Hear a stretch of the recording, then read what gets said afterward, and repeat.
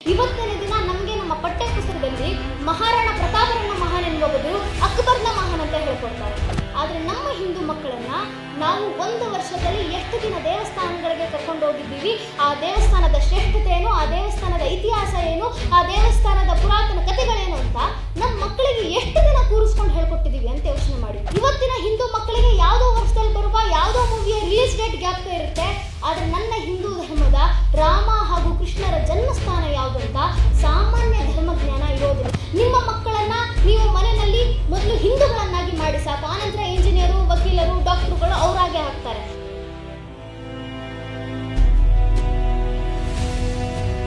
ಮನೆಯಲ್ಲಿ ಒಂದು ಮಗು ಇದೆ ಅಂದ್ರೆ ತಂದೆ ತಾಯಿಗಳು ಆ ಮಗುವಿನ ಬಗ್ಗೆ ಕನಸು ಕಾಣ್ತಾರೆ. ಏನಂತ ಕನಸು ಕಾಣ್ತಾರೆ ಅಂದ್ರೆ, ನನ್ನ ಮಗು ಚೆನ್ನಾಗಿ ಓದಬೇಕು, US ಅಮೆರಿಕಾದಲ್ಲಿ ಜಾಬ್ ತಗೊಂಡು ಅಲ್ಲೇ ಸೆಟ್ಲ್ ಆಗಿಬಿಡ್ಬೇಕು, ಇಲ್ಲೇನಾದ್ರೂ ತೊಂದರೆ ಇದ್ರೆ ನಾನು ಅಲ್ಲಿಗೆ ಹೊರಟು ಬಿಡ್ತೀನಿ, ದೇಶ ಧರ್ಮ ಕಟ್ಕೊಂಡು ನನಗೇನು ಅಂತ ಈ ಮನಸ್ಥಿತಿ ಇದೆಯಲ್ಲ, ಈ ಮನಸ್ಥಿತಿಯಿಂದಲೇ ಇವತ್ತು ನನ್ನ ಹಿಂದೂ ಧರ್ಮ ಈ ಸ್ಥಾನಕ್ಕೆ ತಲುಪಿರೋದು ಅಂತ. ಯಾಕಂದ್ರೆ ನೆನಪಿರಲಿ, ಕಬ್ಬಿಣವನ್ನ ಯಾರ ಕೈಯಲ್ಲೂ ನಾಶ ಮಾಡ್ಲಿಕ್ಕೆ ಸಾಧ್ಯ ಇಲ್ಲ, ತನಗೆ ಹಿಡಿದಿರುವಂಥ ತುಕ್ಕೆ ಅದನ್ನು ನಾಶ ಮಾಡುತ್ತೆ. ಅದೇ ರೀತಿಯಲ್ಲಿ ನನ್ನ ಸನಾತನ ಹಿಂದೂ ಧರ್ಮವನ್ನು ಸಹ ಯಾರ ಕೈಯಲ್ಲೂ ನಾಶ ಮಾಡ್ಲಿಕ್ಕಾಗಲಿಲ್ಲ.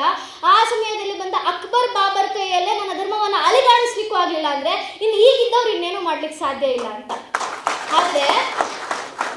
ಆದರೆ ಬೇರೆಯವರು ನನ್ನ ಧರ್ಮವನ್ನು ನಾಶ ಮಾಡ್ಲಿಕ್ಕೆ ಆಗೋದಿಲ್ಲ ನಿಜ, ಆದರೆ ನನ್ನ ಧರ್ಮದಲ್ಲಿರುವಂಥ ನಾವುಗಳು ಅಂದರೆ ಹಿಂದೂಗಳು ನಮ್ಮ ಹಿಂದೂ ಧರ್ಮವನ್ನು ನಿರ್ಲಕ್ಷಿಸಿಬಿಟ್ರೆ, ಧರ್ಮದ ರಕ್ಷಣೆಯಿಂದ ನನಗೇನು ಸಿಗುತ್ತೆ ಅಂತ ಯೋಚನೆ ನಮ್ಮಲ್ಲಿ ಬಂದುಬಿಟ್ರೆ ನಮ್ಮ ಹಿಂದೂ ಧರ್ಮದ ನಾಶಕ್ಕೆ ನಾವೇಗಳೇ ಕಾರಣ ಆಗ್ತೀವಿ ಅಂತ.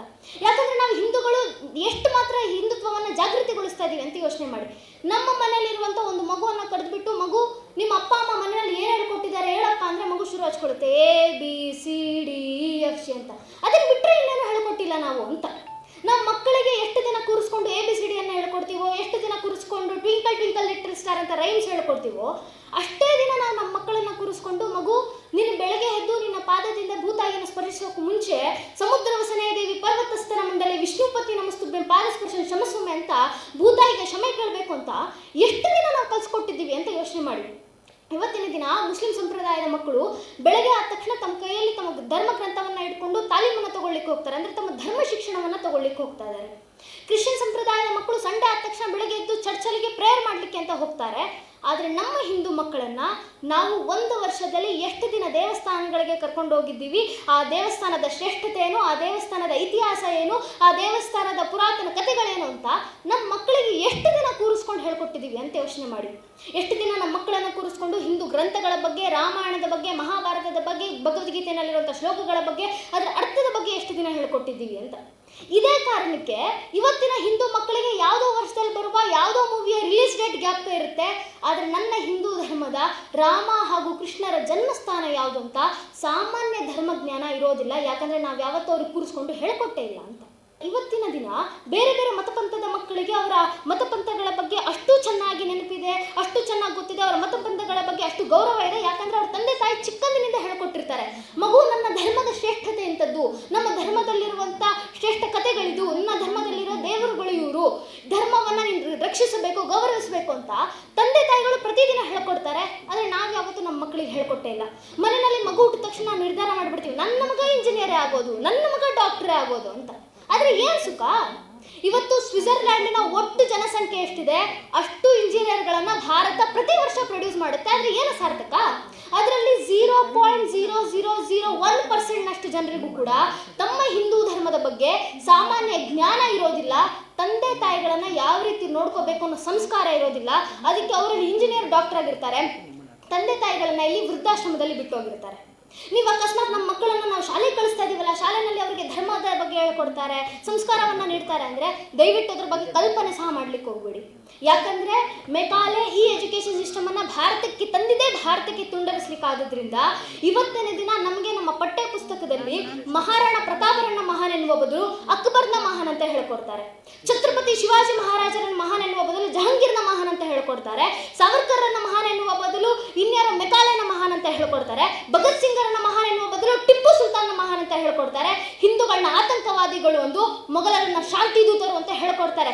ಅದರಿಂದ ನಿಮ್ಮ ಮಕ್ಕಳಿಗೆ ಅಥವಾ ನಮಗೆ ಈ ಶಿಕ್ಷಣದಿಂದ ಯಾವುದೇ ಧರ್ಮದ ಬಗ್ಗೆ ತಿಳುವಳಿಕೆ ಬರೋದಿಲ್ಲ. ಈ ಕ್ಷಣ ಇಲ್ಲೇ ಕೂತಿರುವಂಥ ನಿಮಗೆ, ನೀವು ಶಾಲೆಗೆ ಹೋಗ್ತಾ ಇರಬೇಕಾದ್ರೆ, ನೀವು ಚಿಕ್ಕವರು ಇರಬೇಕಾದ್ರೆ ನಿಮ್ಮ ಇತಿಹಾಸದ ಪಠ್ಯ ಪುಸ್ತಕಗಳಲ್ಲಿ ಯಾರ ಬಗ್ಗೆ ಹೇಳ್ಕೊಟ್ರು ಅಂದರೆ ನಿಮ್ಮ ಬಾಯಲ್ಲಿ ಬರೋದು 3 ಹೆಸರು: ಅಕ್ಬರು, ಶಹಜಾನ, ಅಲೆಕ್ಸಾಂಡರು. ಇವ್ರು ಬಿಟ್ಟು ಮುಂದೆ ಹೋಗಲೇ ಇಲ್ಲ ಅಂತ. ನಾವು ಶಾಲೆನಲ್ಲಿದ್ದ ಅಷ್ಟು 10 ವರ್ಷ ಯಾರ ಬಗ್ಗೆ ಕಲಿತ್ವಿ ಅಂದರೆ ಇವ್ರ 3 ಜನದ ಬಗ್ಗೆ, ಇವ್ರ ಮಕ್ಕಳ ಬಗ್ಗೆ, ಇವ್ರ ಮೊಮ್ಮಕ್ಕಳ ಬಗ್ಗೆ, ಇವ್ರ ಇಡೀ ವಂಶಾವಳಿಯ ಬಗ್ಗೆ ಕಲಿತ್ವಿ. ಆದರೆ ನಮ್ಮ ಹಿಂದೂ ಧರ್ಮವನ್ನೇ ರಕ್ಷಿಸಿದಂಥ ಹಿಂದೂ ರಾಜರ ಬಗ್ಗೆ ನಾವು ಯಾವತ್ತೂ ಕಲೀಲೇ ಇಲ್ಲ. ಇವತ್ತಿಗೂ ಕೂಡ ನಮ್ಮ ಪಠ್ಯ ಪುಸ್ತಕದಲ್ಲಿ ಇದೇ ದೇಶವನ್ನು ಲೂಟಿ ಮಾಡಲಿಕ್ಕೆ ಬಂದಂಥ, ಇದೇ ದೇಶವನ್ನು ನಾಶಿಸಲಿಕ್ಕೆ ಬಂದಂಥ ಮೊಘಲ್ ರಾಜರ ಬಗ್ಗೆ ಹೇಳ್ಕೊಡ್ತಾರೆ. ಆದರೆ ಇಡೀ ಭಾರತದಲ್ಲಿ ಹಿಂದೂ ಸ್ವರಾಜ್ಯ ಸಾಮ್ರಾಜ್ಯವನ್ನು ನಿರ್ಮಿಸಿದಂಥ ಛತ್ರಪತಿ ಶಿವಾಜಿ ಮಹಾರಾಜರ ಬಗ್ಗೆ ಹೇಳ್ಕೊಡೋದಿಲ್ಲ. ಇಡೀ ಭಾರತ ಒಂದು ಕಾಲದಲ್ಲಿ ಮುಸ್ಲಿಮರ ದಾಳಿಯಿಂದ ತತ್ತರಿಸಿ ಹೋಗ್ತಾ ಇರ್ಬೇಕಾದ್ರೆ ಭಾರತದಲ್ಲಿ ಮತ್ತೊಮ್ಮೆ ಹಿಂದೂ ಪುನರುತ್ಥಾನ ಆಗಬೇಕು ಅಂತ ಸಂಕಲ್ಪ ಮಾಡಿ ಕನ್ನಡದ ನೆಲದಿಂದ, ಕನ್ನಡದ ಮಂತ್ರಶಕ್ತಿಯಿಂದ ಹೊರಟಂಥ ವಿದ್ಯಾರಣ್ಯರ ವಿಜಯನಗರ ಸಾಮ್ರಾಜ್ಯ ಇದ್ದಿದ್ದು ಇದೇ ಕನ್ನಡ ನಾಡಿನಲ್ಲಿ ಅಂತ ನಮಗೆ ಯಾರು ಯಾವತ್ತೂ ಹೇಳ್ಕೊಡ್ಲಿಲ್ಲ. ನೀವೇ ಯೋಚನೆ ಮಾಡಿ, ಇವತ್ತಿನವರೆಗೂ ಇಲ್ಲಿ ಕೂತಿರುವಂಥ ನಮ್ಮಲ್ಲಿ ಎಷ್ಟು ಜನಕ್ಕೆ ಈ ದೇಶದಲ್ಲಿದ್ದಂಥ ಸಾಮ್ರಾಜ್ಯ, ಹಿಂದೂ ಸಾಮ್ರಾಜ್ಯಗಳ ಹೆಸರು ಗೊತ್ತು, ಹಿಂದೂ ರಾಜರ ಹೆಸರು ಗೊತ್ತು ಅಂತ? ಎಂತೆಂಥ ಸಾಮ್ರಾಜ್ಯ ಇತ್ತು ಈ ದೇಶದಲ್ಲಿ ಅಂತ ಯೋಚನೆ ಮಾಡಿ. ಪಲ್ಲವರು, ಹೊಯ್ಸಳರು, ಚೋಳರು, ಚಾಳುಕ್ಯರು, ಕದಂಬರು, ರಾಷ್ಟ್ರಕೂಟರು, ಶಾತವಾಹನರು, ತುಳುವರು, ಶಾಳವರು, ವಿಜಯನಗರ ಸಾಮ್ರಾಜ್ಯ, ಮಧುರೈ ನಾಯಕರು, ಎಷ್ಟು ಸಾಮ್ರಾಜ್ಯಗಳಿತ್ತು. ಆದರೆ ಇವತ್ತಿಗೂ ನಮಗೆ ಇವರ ಬಗ್ಗೆ, ಇವರ ಇತಿಹಾಸಗಳ ಬಗ್ಗೆ ಯಾವತ್ತೂ ಇನ್ನೂ ತಿಳಿದಿಲ್ಲ. ನಮ್ಗೆ ಇವತ್ತಿನವರೆಗೂ ಕೆಲವು ವರ್ಷ ಆಳ್ವಿಕೆ ಮಾಡಿದಂಥ ಬೇರೆ ಬೇರೆ ದೇಶದ ರಾಜರ ಬಗ್ಗೆ ರಾಜಾರೋಷವಾಗಿ ಪಠ್ಯಪುಸ್ತಕದಲ್ಲಿ ಬರೆದಿರೋದನ್ನು ಹೇಳ್ಕೊಡ್ತಾರೆ. ಆದರೆ 100 ವರ್ಷಗಳ ಕಾಲ ಭಾರತದಲ್ಲಿ ಆಳ್ವಿಕೆ ಮಾಡಿ, ಭಾರತದಲ್ಲಿ 100 ವರ್ಷಗಳ ಕಾಲ ಹಿಂದುತ್ವವನ್ನು ರಕ್ಷಿಸಿದಂಥ ಹಿಂದೂ ಸಾಮ್ರಾಜ್ಯಗಳ ಬಗ್ಗೆ ಹೇಳ್ಕೊಡ್ಲಿಲ್ಲ. ಅದಕ್ಕೆ ಮುಂದೆ ಯಾರಾದರೂ ನಮ್ಮ ಮಕ್ಕಳ ಹತ್ರ ಬಂದು, ಮಗು ನಿನ್ನ ಚರಿತ್ರೆ ಏನು, ನಿನ್ನ ದೇಶದಲ್ಲಿದ್ದಂಥ ಶ್ರೇಷ್ಠ ರಾಜರು, ಸಾಮ್ರಾಜ್ಯಗಳು ಯಾವುದು ಅಂದರೆ ಆ ಮಗುವಿನ ಬಾಯಲ್ಲಿ ಮೊಘಲ್ ರಾಜರ ಹೆಸರಿರುತ್ತೆ ಹೊರತಾಗಿ ನನ್ನ ಹಿಂದೂ ಧರ್ಮವನ್ನು ರಕ್ಷಿಸಿದಂಥ ಯಾವುದೇ ಹಿಂದೂ ರಾಜರ ಹೆಸರು ಅಥವಾ ಯಾವುದೇ ಹಿಂದೂ ಸಾಮ್ರಾಜ್ಯಗಳ ಹೆಸರು ಬರೋದಿಲ್ಲ. ಯಾಕಂದರೆ ಆ ಮಕ್ಕಳಿಗೆ ಆ ರಾಜರ ಬಗ್ಗೆ, ಸಾಮ್ರಾಜ್ಯಗಳ ಬಗ್ಗೆ ಕಲ್ಪನೆ ಸಹ ಇರೋದಿಲ್ಲ ಅಂತ. ಅದರಿಂದ ನಿಮ್ಮ ಮಕ್ಕಳಿಗೆ ಧರ್ಮದ ಬಗ್ಗೆ ಹೇಳ್ಕೊಡ್ಲಿಕ್ಕೆ ಶುರು ಮಾಡಿ. ಈ ಧರ್ಮದ ಶ್ರೇಷ್ಠತೆಯನ್ನು ನಮ್ಮನ್ನು ಬಿಟ್ಟರೆ ನಮ್ಮ ಮನೆಯಲ್ಲಿರುವಂಥ ಮಕ್ಕಳಿಗೆ ಯಾರೂ ಹೇಳ್ಕೊಡೋದಿಲ್ಲ. ಅದನ್ನು ತಂದೆ ತಾಯಿಗಳೇ ಹೇಳ್ಕೊಡ್ಬೇಕು ಅಂತಿಲ್ಲ. ನಮ್ಮಂತೆ ನಿಮ್ಮಂತೆ ಮನೆಯಲ್ಲಿರುವಂಥ ಅಣ್ಣ ಅಕ್ಕಂದಿರು ಹೇಳ್ಕೊಟ್ರೂ ಆಗುತ್ತೆ. ಅದರಿಂದ ಮಕ್ಕಳಿಗೆ ಧರ್ಮದ ಬಗ್ಗೆ ತಿಳಿಸ್ಲಿಕ್ಕೆ ಶುರು ಮಾಡಿ ಅಂತ. ನಿಮ್ಮ ಮಕ್ಕಳನ್ನು ನೀವು ಮನೆಯಲ್ಲಿ ಮೊದಲು ಹಿಂದೂಗಳನ್ನಾಗಿ ಮಾಡಿ ಸಾಕು, ಆನಂತರ ಇಂಜಿನಿಯರು, ವಕೀಲರು, ಡಾಕ್ಟ್ರುಗಳು ಅವರಾಗೆ ಆಗ್ತಾರೆ. ನಿಮ್ಮ ಮಕ್ಕಳಿಗೆ ಬೇರೆ ಯಾರೋ ಒಂದು ಅಧರ್ಮದ ದಾರಿಯನ್ನು ತೋರಿಸೋಕ್ಕೂ ಮುಂಚೆ ನೀವೇ ನಿಮ್ಮ ಮಕ್ಕಳಿಗೆ ಧರ್ಮವನ್ನು ಹೇಳ್ಕೊಡಿ. ಯಾಕಂದರೆ ನನ್ನ ಧರ್ಮ ಯಾವತ್ತಿಗೂ ಕೂಡ 4 ಜನರಿಗೆ ಬಾಂಬ್ ಹಾಕಿದ್ರೆ ಸ್ವರ್ಗ ಸಿಗುತ್ತೆ ಅನ್ನಿಲ್ಲ, ಬದಲಾಗಿ 4 ಜನ ಹಸಿದವರಿಗೆ ಊಟ ಹಾಕಿದ್ರೆ ನಿನಗೆ ಸ್ವರ್ಗ ಸಿಗುತ್ತೆ ಅಂತ ಶ್ರೇಷ್ಠ ಸನಾತನ ಧರ್ಮ ಅನ್ನೋದು. ಅದಕ್ಕಾಗಿ ಈ ಪರಂಪರೆ ಬಗ್ಗೆ ನಿಮ್ಮ ಮಕ್ಕಳಿಗೆ ತಿಳಿಸ್ಕೊಡಿ ಅಂತ ಹೇಳೋದು. ಪ್ರತಿಯೊಬ್ಬ ಹಿಂದೂ ಕೂಡ ಇದನ್ನು ಹೆಮ್ಮೆಯಿಂದ ಹೇಳಬೇಕು. ಏನಂದರೆ ನಾವು ಹಿಂದೂಗಳು ಇವತ್ತು ಜಗತ್ತಿಗೆ ತೋರಿಸ್ಕೊಟ್ಬಿಟ್ಟಿದ್ದೀವಿ, ನಾವು ಹಿಂದೂಗಳು ಮಲಗಿಲ್ಲ, ಜಾಗೃತರಾಗ್ತಾ ಇದ್ದೀವಿ ಅಂತ. ಯಾಕಂದರೆ ಇವತ್ತಿನ ದಿನ, ಯಾಕಂದರೆ ಲವ್ ಜಿಹಾದನ್ನು ಬೆಂಬಲಿಸುವಂಥ ಒಂದು ಆ್ಯಡ್ ಬಂದಾಗ ಎಲ್ಲ ಹಿಂದೂಗಳು ಅದರ ವಿರುದ್ಧವಾಗಿ ಧ್ವನಿ ಎತ್ತುತ್ತೀವಿ. ಕಂಪನಿ ಕೆಲವು ದಿನಗಳಲ್ಲಿ ಇಡೀ ಆ್ಯಡನ್ನು ವಾಪಸ್ ತಗೊಳ್ಳುತ್ತೆ. ಒಂದು ಬಯೋಪಿಕ್ ಮೂವಿನಲ್ಲಿ ಮುಸಲ್ಮಾನ್ ಹುಡುಗನ ಹೆಸರಿನ ಜಾಗದಲ್ಲಿ ಹಿಂದೂ ಹುಡುಗನ ಹೆಸರಿಟ್ಟು ಅದನ್ನು ವಿಲನ್ನ ರೀತಿಯಲ್ಲಿ ಬಿಂಬಿಸಲಾಗಿದೆ ಅಂತ ಗೊತ್ತಾದಾಗ ಎಲ್ಲ ಹಿಂದೂಗಳು ರಾತ್ರಿ ತಾವು ಕೊಂಡುಕೊಂಡಂಥ ಟಿಕೆಟನ್ನು ವಾಪಸ್ ತಗೊಂತಾರೆ. ರಾತ್ರಿ ಇಡೀ ಮೂವಿ ಫ್ಲಾಪ್ ಆಗುತ್ತೆ. ಒಂದು ಮೂವಿಗೆ ಲಕ್ಷ್ಮೀ ಬಾಂಬ್ ಅಂತ ಹೆಸರಿಟ್ಟು ಹಿಂದೂಗಳ ಭಾವನೆಗೆ ಧಕ್ಕೆ ತರ್ತಾ ಇದ್ದಾರೆ ಅಂತ ಗೊತ್ತಾದಾಗ ನಾವು ಎಲ್ಲ ಹಿಂದೂಗಳು ಒಟ್ಟಾಗಿ ಅದರ ವಿರುದ್ಧವಾಗಿ ಧ್ವನಿ ಎತ್ತುತ್ತೀವಿ. ಆ ಮೂವಿ ಕೆಲವೇ ದಿನಗಳಲ್ಲಿ ತನ್ನ ಇಡೀ ಟೈಟಲನ್ನೇ ಬದಲಾಯಿಸ್ಕೊಳ್ಳುತ್ತೆ. ಅದರಿಂದ ಇವತ್ತು ನಾವು ಹಿಂದೂಗಳು ಜಾಗೃತರಾಗ್ತಾ ಇದ್ದೀವಿ ಅಂತ ನಿಜವಾಗ್ಲೂ ಹೆಮ್ಮೆಯಿಂದ ಹೇಳಬೇಕು. ಅದಕ್ಕೆ ನನ್ನ ನೆಚ್ಚಿನ ಬಂಧುಗಳೇ, ಇಂಥ ಶ್ರೇಷ್ಠ ಹಿಂದೂ ಧರ್ಮವನ್ನು ನಮ್ಮ ಮಕ್ಕಳಿಗೆ ತಿಳಿಸ್ಕೊಡೋಣ. ನಮ್ಮ ಮಕ್ಕಳಿಗೆ ಹಿಂದೂ ಧರ್ಮವನ್ನು ಯಾತಕ್ಕೆ ತಿಳಿಸ್ಕೊಡ್ಬೇಕು ಅಂದರೆ ನೆನಪಿರಲಿ, ಜಗತ್ತಿನಲ್ಲಿರುವಂಥ ಕೆಲವು ಮತಪಂಥಗಳಲ್ಲಿ ಜನರು ಭಗವಂತನಿಗೆ ಅರ್ಥ ಆದರೆ ಒಂದಿಷ್ಟು ಜನ ಮಿಷನರಿಗಳಾಗ್ಬಿಡ್ತಾರೆ. ಇನ್ನೊಂದಿಷ್ಟು ಮತಪಂಥಗಳಲ್ಲಿ ಜನರು ಭಗವಂತನಿಗೆ ಹತ್ತಿರವಾದರೆ ಟೆರರಿಸ್ಟ್ಗಳಾಗ್ಬಿಡ್ತಾರೆ.